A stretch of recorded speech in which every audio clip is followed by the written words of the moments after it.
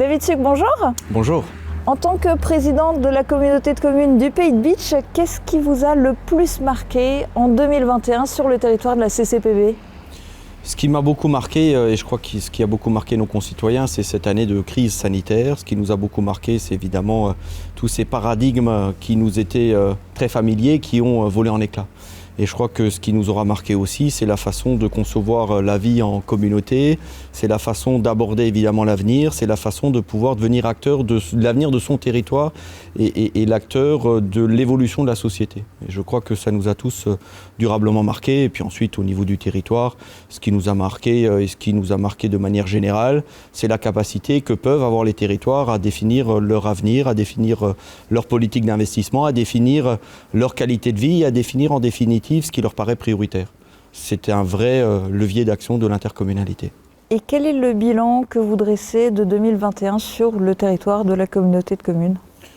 Vous savez, le bilan, c'est les habitantes et les habitants qui le tireront et je n'aurai pas la prétention de pouvoir tirer un bilan. Le bilan, c'est au terme d'un mandat qu'on le tire, puisque plus l'ambition est importante, plus le temps pour le mettre en œuvre est important. Et ce n'est pas en un an, évidemment, qu'on tire les bilans. Simplement, je crois qu'on peut aujourd'hui faire un état des lieux qui est celui de constater qu'en fonction de l'ambition qu'a un territoire, il doit se donner les moyens. Et c'est tout ce que j'ai souhaité mettre en place avec les élus communautaires, avec le bureau, celui de pouvoir évaluer les politiques publiques. Est-ce qu'aujourd'hui, l'investissement, est-ce qu'aujourd'hui le fonctionnement, est-ce qu'aujourd'hui le cap du Pays de Bitche est le bon ? Et donc nous avons analysé chacune des dépenses de l'intercommunalité dans chacun des domaines de compétences. Et c'est ce travail d'analyse, c'est ce travail de recollement que nous sommes en train de faire et qui va aboutir évidemment à la définition de la stratégie avec l'ensemble du conseil communautaire. Et ce travail a commencé puisque nous avons eu un certain nombre de réunions dans le cadre du PTRTE qui est ce grand schéma voulu par l'État et la région sur lesquels les territoires doivent s'engager pour définir quelle est l'ambition de leur territoire à horizon 2030-2040. Et cela concerne la mobilité, l'économie, la qualité de vie, le développement urbain, la démographie. Qu'a besoin le territoire rural pour continuer à peser, pour être non pas un territoire annexe des grands territoires urbains, mais un territoire qui organise son avenir et sa stratégie. Et donc c'est ce travail collaboratif qui est engagé et sur lequel nous travaillons collectivement. Alors ça, c'est pour tout ce qui est aussi engagement de longue haleine, projet de longue haleine, vision à plus long terme. Mais à effet plus immédiat, quels sont les grands projets qui se profilent là déjà à partir de 2022 ? Les grands projets, c'est ceux de mettre en place une régie communautaire. Nous avons fait l'acquisition d'un bâtiment, nous venons d'y emménager, nous sommes séparés d'un bâtiment technique qui ne répondait plus évidemment à l'ambition du territoire. À effet à court terme, nous avons permis à une entreprise de pouvoir s'implanter à Bitche dans un bâtiment communautaire qui a été vendu. Nous avons pris l'engagement, nous avons démarré évidemment l'acquisition d'un bâtiment qui sera la maison France Service. Nous avons démarré l'engagement qui est celui de structurer évidemment une politique touristique et culturelle autour de l'ambition de la destination Beachland. Cela passe par la boutique éphémère, cela passe par la structuration qui est aujourd'hui quasi terminée de Meisenthal, cela passe par une réflexion sur le Simserhof, cela passe par une restructuration du Moulin des Schuyler. Ce sont des dossiers sur lesquels nous avançons rapidement. Et puis à long terme, c'est évidemment de pouvoir écrire cette page particulière du Pays de Bitche, à la fois parce qu'elle est particulière, puisque nous sommes un territoire rural, nous sommes entre l'Alsace et la Moselle, ce territoire pivot. Et donc, c'est ce travail qui est engagé aujourd'hui avec les partenaires et qui convient évidemment de pouvoir faire, j'allais dire, évoluer avec sagesse, mais avec une volonté d'avancer concrètement jour après jour. Quel est le projet qui vous tient le plus à cœur ? Celui de permettre au Pays de Bitche de définir sa volonté et son ambition. Celui de permettre au Pays de Bitche de se mettre autour de la table avec les autres partenaires pour négocier, pour discuter. Celui d'un Pays de Bitche qui n'est pas soumis parce qu'il est petit en nombre à chaque fois aux décisions qui sont prises ailleurs, même si on est présent, sans avoir voix au chapitre parce que nous sommes minoritaires. Partout où nous sommes associés, nous sommes minoritaires et donc nous avons évidemment de temps en temps, j'allais dire, une cerise à négocier, mais évidemment pas la qualité du gâteau. Et donc, c'est de permettre au Pays de Bitche de s'ériger au rang d'un territoire qui, comme les grands territoires, compte entre l'Alsace du Nord et le territoire mosellan, à proximité évidemment de Sarreguemines et Haguenau. C'est la réelle ambition qui nous permettra de définir une politique adaptée aujourd'hui à l'ambition du Pays de Bitche. en grande concertation, mais avec un engagement résolument clair, parce que sinon, l'intercommunalité, les élus de ce territoire sont des grands élus qui ont vocation à être consultés, mais pas des élus qui ont vocation à être écoutés. D'un point de vue économique, quels sont les leviers que vous comptez actionner? Quels sont les espoirs que vous avez en termes de développement économique sur le territoire de la CCPB? Je crois que sur le plan du développement économique, on a aujourd'hui une stratégie qui nous permet d'être seuls, en capacité de promouvoir aujourd'hui le tourisme, le développement autour de l'attractivité culturelle et touristique, le développement autour du patrimoine naturel, le développement autour des circuits courts, le développement autour de cette destination touristique Malines Beach Island qui est la seule aujourd'hui qui puisse s'ériger et qui puisse se prévaloir de la richesse environnementale qui est la nôtre. On ne va pas concourir aujourd'hui avec des territoires qui ont des grands espaces économiques dédiés parce qu'on ne peut pas être concurrent, parce que nous en avons ni les infrastructures routières, nous en avons ni les moyens financiers. Je crois qu'aujourd'hui, l'attractivité économique du Pays de Beach, c'est celui de fortifier l'économie qui existe, les circuits courts, les métiers d'art. Lorsqu'on parle des métiers d'art, et je pense un instant évidemment à la richesse autour du verre et du cristal, ce sont 500 emplois directs. Lorsqu'on parle de l'économie touristique, ce sont des centaines d'emplois.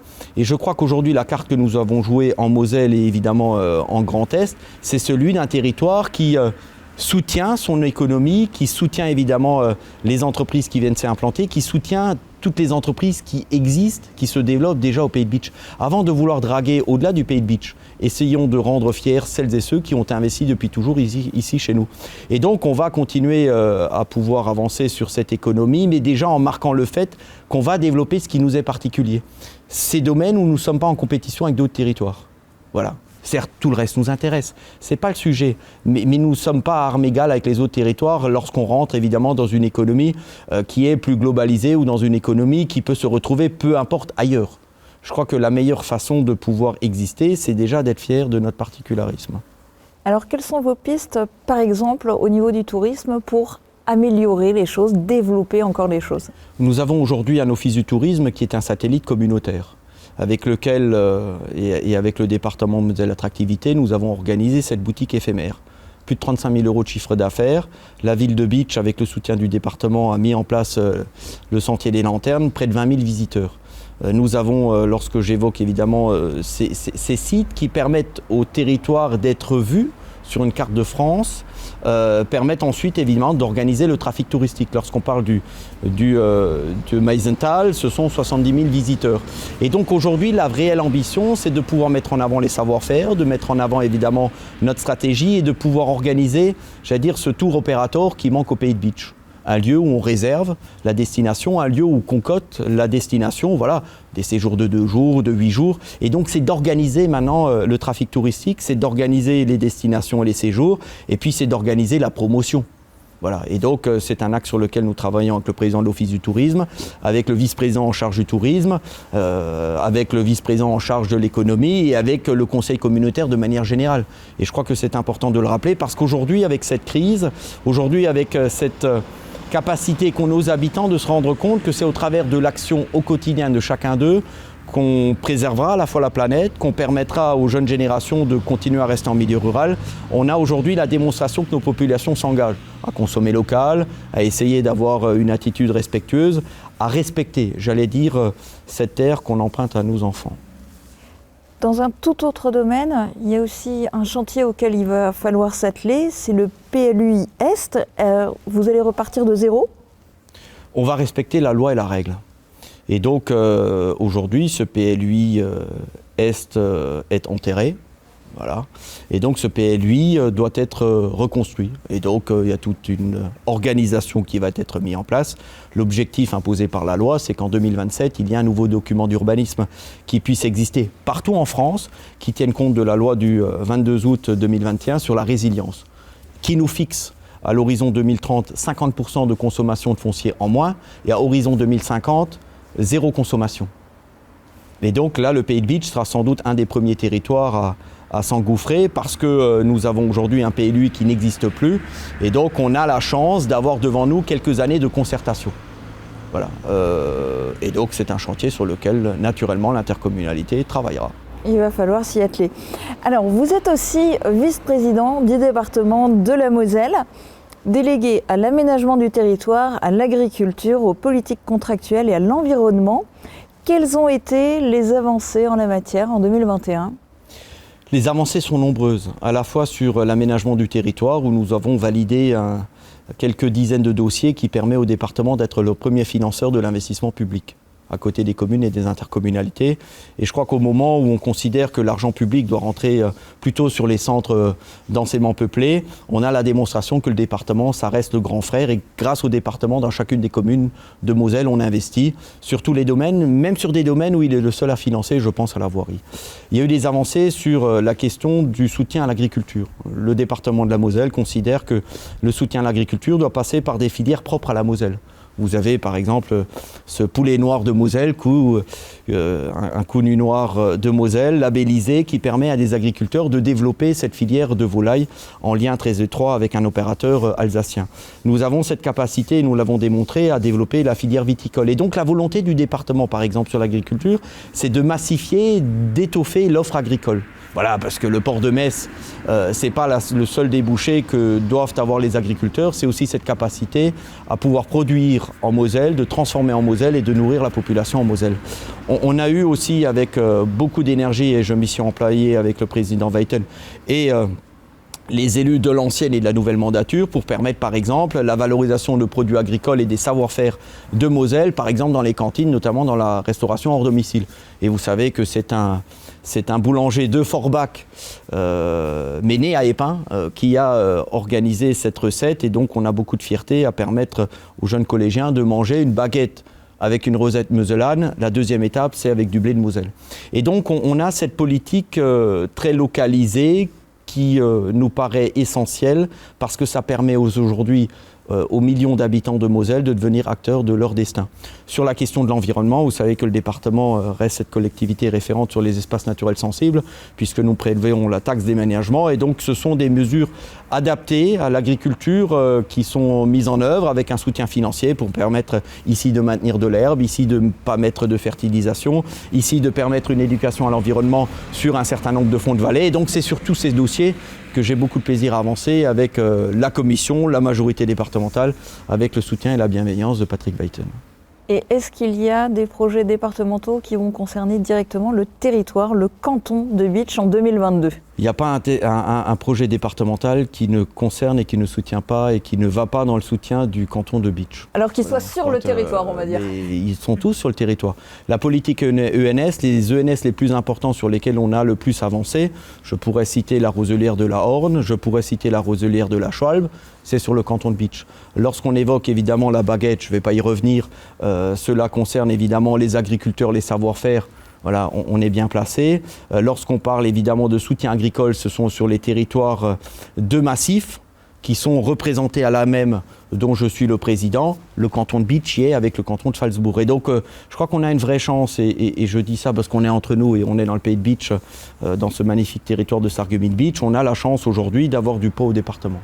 Voilà. Et je le dis avec beaucoup de respect, parce qu'on s'y engage, parce qu'on travaille, parce qu'on a mesuré depuis Bitche et depuis les élus départementaux les besoins équilibrés de chacun des territoires, qu'ils soient messins ou thionvillois, jusque dans les territoires les plus ruraux, qu'ils soient du Saulnois, de Sarrebourg ou du Beachland.